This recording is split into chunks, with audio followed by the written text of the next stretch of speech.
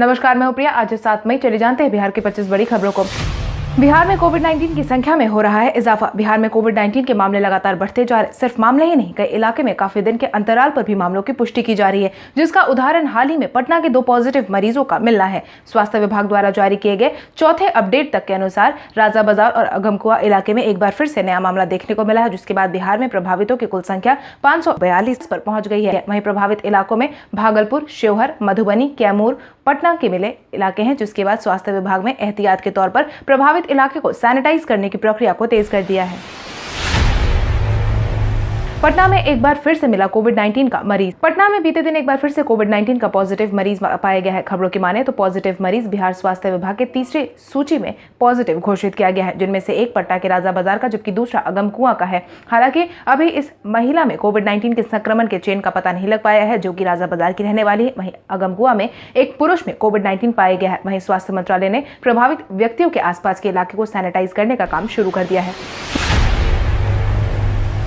मुख्यमंत्री नीतीश कुमार की कैबिनेट बैठक में 7 एजेंडों पर लगी मुहर। बीते दिन बिहार में मुख्यमंत्री नीतीश कुमार की कैबिनेट बैठक हुई थी, जिसमें बंद की वजह से वीडियो कॉन्फ्रेंसिंग के माध्यम से बैठक का आयोजन किया गया था, जहां पर मुख्यमंत्री नीतीश कुमार की अध्यक्षता में हुई बैठक में 7 एजेंडों पर मुहर लगाई गई थी, जिसके तहत कृषि इनपुट सब्सिडी के कुल 151 करोड़ रुपए की स्वीकृति दी गई है। वहीं स्कूल के रखरखाव के लिए भी राशि की स्वीकृति दे दी गई है। जिला स्तरीय स्कूल के प्राचार्य को राशि खर्च करने की अनुमति दे दी गई है। वहीं हर साल 12 लाख खर्च करने को ऐलान भी जारी किया गया है। प्रखंड स्तरीय स्कूल के लिए सालाना 6 लाख के खर्च की अनुमति दे दी गई है और बिहार विधानमंडल बजट सत्र 2020 पर मुहर लगा दी गई है।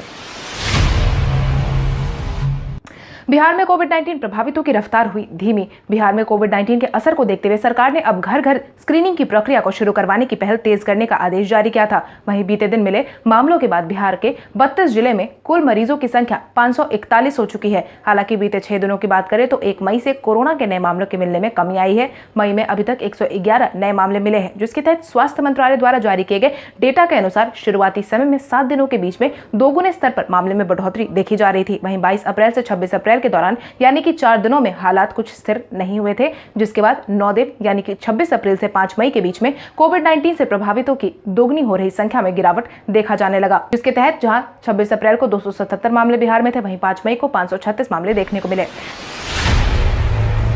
बिहार सरकार ने गरीबों को 1000 के साथ अन्य सुविधा देने का किया ऐलान। कोविड-19 के इस माहौल में बिहार सरकार हर संभव कोशिश करके गरीबों की मदद करने में जुटी हुई है। इसके तहत बिहार सरकार ने पहले सभी गरीबों को 1000 रुपए देने का ऐलान जारी किया था। वहीं अब सरकार ने साफ तौर पर फैसला लिया है कि अब आम लोगों को मात्र 7 दिन के अंदर में राशन कार्ड बनाकर दिया जाएगा, जिसके बाद अब बिना राशन कार्ड वालों को राशन आसानी से उपलब्ध हो पाएगा। वहीं सरकार की तरफ से दिए जाने वाले 1000 से भी उनकी काफी मदद हो पाएगी।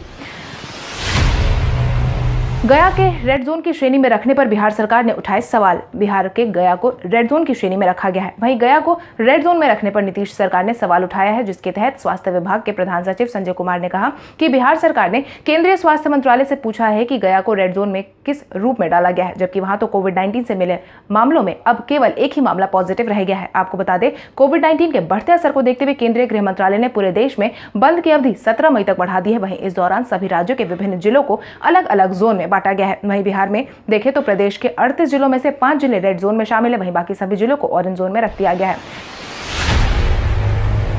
मई के अंत तक मैट्रिक के रिजल्ट की हो सकती है घोषणा। जहां एक तरफ बिहार बोर्ड ने इंटर के रिजल्ट को जारी करने का आदेश दे दिया था, वहीं अब मैट्रिक के रिजल्ट पर संशय की स्थिति बरकरार है। हालांकि बिहार बोर्ड समिति ने मैट्रिक के रिजल्ट पर सफाई देते हुए मई के अंत तक इसको जारी करने का ऐलान जारी किया है। वहीं बीते दिन से कॉपियों के बचे मूल्यांकन का काम भी शुरू हो चुका है, जिस पर बिहार बोर्ड अध्यक्ष आनंद किशोर ने कहा है कि सोशल डिस्टेंसिंग को लागू कर कोविड-19 से बचाव से संबंधित सभी सुरक्षा मानकों का पालन करते हुए मैट्रिक 2020 परीक्षा के शेष उत्तर पुस्तिकाओं का मूल्यांकन कार्य शुरू किया जा चुका है। जल्द ही मैट्रिक के रिजल्ट आने की संभावना है। बिहार सरकार ने बिहार में मौसम के अनुरूप खेती करने का किया ऐलान। मुख्यमंत्री नीतीश कुमार ने राज्य के सभी जिलों में मौसम के अनुकूल खेती शुरू करने का निर्देश जारी किया है, जिसके तहत मुख्यमंत्री ने कृषि, खाद्य एवं उपभोक्ता संरक्षण तथा सहकारिता विभाग के उच्च स्तरीय समीक्षा बैठक की है और बैठक के दौरान कई अहम दिशा निर्देश भी दिए हैं, जिसके तहत मुख्यमंत्री नीतीश कुमार ने कहा है कि जल जीवन हरियाली मुहिम के तहत मौसम के अनुकूल कृषि पाठ्यक्रम 8 जिलों में शुरू किया गया है। वहीं इन जिलों में अभी कार्य और ज्यादा विस्तार करने की जरूरत है। आपको बता दें, भागलपुर, बांका, खगड़िया, मधुबनी, गया, मुंगेर, नालंदा और नवादा में मौसम के अनुकूल खेती शुरू की गई है। वहीं बारिश के कारण फसलों की बर्बादी के लिए कृषि इनपुट अनुदान का वितरण 15 मई तक पूरा कर लेने का आदेश भी जारी किया गया है। बिहार बोर्ड के 12वीं के रिजल्ट में स्क्रूटिनी का जारी किया गया आदेश। बिहार विद्यालय परीक्षा समिति 12वीं के ऐसे छात्र को स्क्रूटिनी का अवसर देने जा रही है जो अपने मार्क से संतुष्ट नहीं है, जिसके लिए अब छात्रों को 8 मई से आवेदन की प्रक्रिया को शुरू करना होगा। अपने रिजल्ट से संबंधित किसी भी बदलाव के लिए इच्छुक उम्मीदवार को 25 मई तक बिहार बोर्ड की आधिकारिक वेबसाइट biharboardonline.bihar.gov.in पर जाकर आवेदन कर सकते हैं। साथ ही बिहार बोर्ड द्वारा जारी किए गए आदेशानुसार अप्लाई करते समय प्रति विषय 70 रुपए के हिसाब से देना होगा। आपको बता दें, कोविड-19 के बढ़ते असर के बीच में 24 मार्च को बिहार बोर्ड के इंटर के रिजल्ट की घोषणा की गई थी। बिहार सरकार ने मजदूरों और छात्रों को निजी बसों से लौटने पर भी किराया देने का किया ऐलान। बीते कई दिनों से मजदूरों द्वारा लिए जा रहे किराए पर राजनीति देखने को मिल रही है। वहीं बिहार सरकार ने अपनी तरफ से स्पष्टीकरण देते हुए मुख्यमंत्री नीतीश कुमार का एक वीडियो जारी करते हुए यह साफ कर दिया था कि ट्रेन से सफर करके बिहार पहुंचने वाले मजदूरों और छात्रों से ट्रेन का किराया नहीं लिया जाएगा। इसके बाद ही बिहार सरकार ने जब निजी बस से बिहार वापस लौटने वाले मजदूरों और छात्रों से भी किराया नहीं लेने का ऐलान जारी किया है। यानी कि अब छात्रों और मजदूरों की आवाजाही का सारा खर्चा बिहार सरकार अपनी तरफ से देगी, जिसकी जानकारी परिवहन सचिव संजय कुमार अग्रवाल ने दी है। मुख्यमंत्री नीतीश कुमार ने कोविड-19 की इस परिस्थिति में विधायकों से सुझाव लेने का किया ऐलान। मुख्यमंत्री नीतीश कुमार कोविड-19 के बढ़ते असर के बीच अब उन्होंने अपने सभी अधिकारियों को आदेश जारी करते हुए यह साफ किया है कि कोविड-19 की इस परिस्थिति में विधायकों का भी सुझाव लिया जाए, उनसे जानकारी प्राप्त करें और फिर उसके आधार पर ही कोई कदम उठाया जाए। इसके आगे उन्होंने कहा कि जनप्रतिनिधि मुझे भी फोन करके अपने क्षेत्र की स्थिति बताते हैं और उस पर भी संज्ञान लिया जाता है। पंचायत स्तर के जनप्रतिनिधि से भी संपर्क कर आवश्यक सहयोग लिया जा रहा है। वहीं दूसरी तरफ उन्होंने वीडियो कॉन्फ्रेंसिंग के जरिए उनके साथ जुड़े सभी नेताओं का धन्यवाद भी व्यक्त किया है।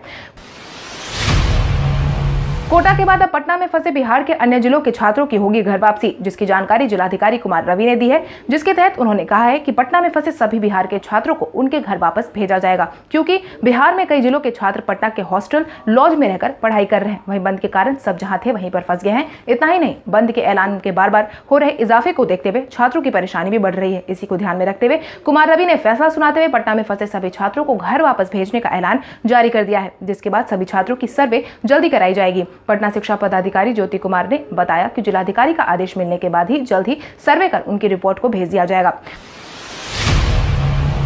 स्वास्थ्य मंत्री मंगल पांडे ने कोविड-19 की जांच की क्षमता राज्य में बढ़ाने का जारी किया आदेश। बिहार के स्वास्थ्य मंत्री मंगल पांडे ने बिहार में लगातार कोविड-19 के बढ़ते मामलों को देखते हुए राज्य में ज्यादा से ज्यादा जांच की क्षमता को बढ़ाए जाने की अपील की है, जिसके तहत उन्होंने बताया कि राज्य में अब तक 30,500 से अधिक कोविड-19 सैंपल की जांच हुई है। विभाग के द्वारा प्रतिदिन 25 सैंपल्स जांच कराने हेतु क्षमता विकसित की जा रही है। आगे आने वाले दिनों में सीबी नेट मशीन का भी उपयोग किया जाएगा, जिसके माध्यम से कोविड-19 मरीजों की स्क्रीनिंग की जाएगी। साथ ही राज्य के अब सरकारी एवं निजी चिकित्सा महाविद्यालय में भी जांच की अनुमति के लिए आईसीएमआर से आग्रह कर दिया गया है। रेड जोन का जायजा लेने खुद निकल पड़े डीजीपी गुप्तेश्वर पांडे। बिहार के 5 जिले फिलहाल रेड जोन में आ रहे हैं। वहीं इन इलाकों का जायजा लेने के लिए डीजीपी गुप्तेश्वर पांडे ने इसकी कमान खुद संभाली है, जिसके तहत बीते दिन वह पटना में कोविड-19 से संबंधित व्यवस्थाओं की जांच पड़ताल करते हुए देखे गए, जहां उन्होंने जिले में किसी तरह की व्यवस्थाएं हैं इसका जायजा लिया। साथ ही सोशल डिस्टेंसिंग का पालन हो रहा है या नहीं, इस बारे में भी जानकारी ली है। आपको बता दें, बीते दिन डीजीपी गुप्तेश्वर पांडे पटना सिटी के माल सलामी इलाके में पहुंचे थे।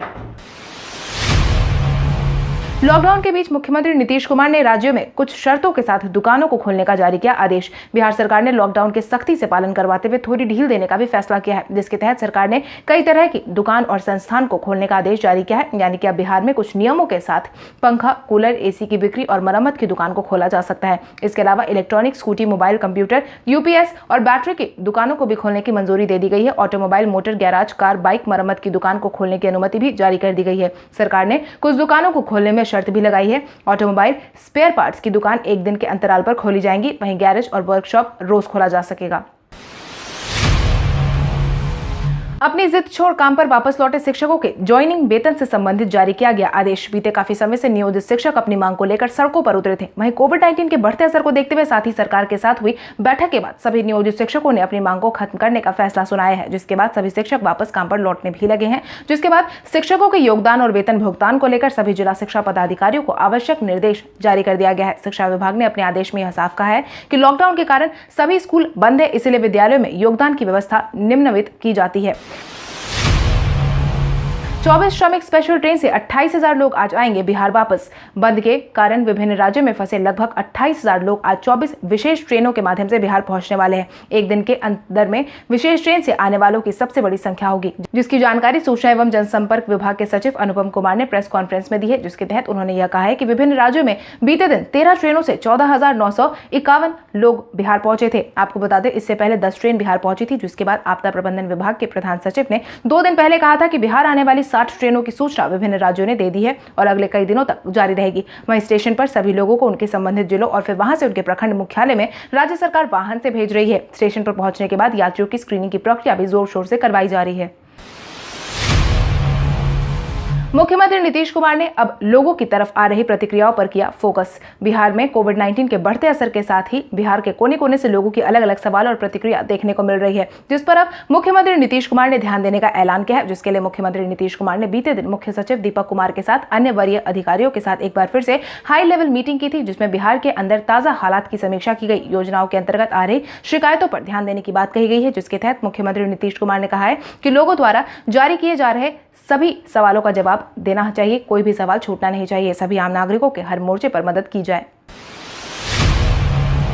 पटना में प्राइवेट ऑफिस को खोलने का जारी किया गया ऐलान। कोविड-19 के बढ़ते असर के बीच पटना में प्राइवेट ऑफिस खोलने का ऐलान जारी किया गया है, जिसकी जानकारी जिलाधिकारी कुमार रवि ने दी है। इसके साथ ही उन्होंने यह भी कहा है कि पटना के प्राइवेट दफ्तर हफ्ते में 3 दिन के लिए खोले जाएंगे, जिससे कि अब पटना में प्राइवेट दफ्तर सोमवार, बुधवार एवं शुक्रवार को ही खुलेंगे। इसके साथ ही उन्होंने यह भी साफ किया है कि प्राइवेट ऑफिस में 33% उपस्थिति के साथ ही इन दिनों पर काम करवाया जाएगा। हालांकि उन्होंने शॉपिंग कॉम्प्लेक्स, मार्केट कॉम्प्लेक्स और शॉपिंग मॉल को अभी नहीं खोलने का ऐलान जारी किया है। अजय आलोक ने तेजस्वी यादव पर कसा तंज। कोविड-19 के बढ़ते असर के बीच बिहार में राजनीति भी जोर शोर से देखने को मिल रही है, जिसके तहत जदयू नेता अजय आलोक ने हाल ही में तेजस्वी यादव पर टिप्पणी करते हुए कहा है कि बड़े ज्ञानी के पास ज्ञान सामान्य ज्ञान की कमी है, क्योंकि प्रदेश में 20,000 ट्रेन है और वो कह रहे हैं कि 12,000 ही ट्रेन है। हालांकि हमें उम्मीद थी कि 50 ट्रेन और 2,000 बस का पैसा जमा करा देंगे, लेकिन इसकी कोई चर्चा नहीं की गई है। इतना ही नहीं, उन्होंने यह भी कहा कि तेजस्वी यादव तो पता नहीं कि गवर्नेंस कैसे होती है, अगर सोशल डिस्टेंसिंग का पालन हम लोग नहीं करेंगे तो क्या संदेश जनता के पास जाएगा।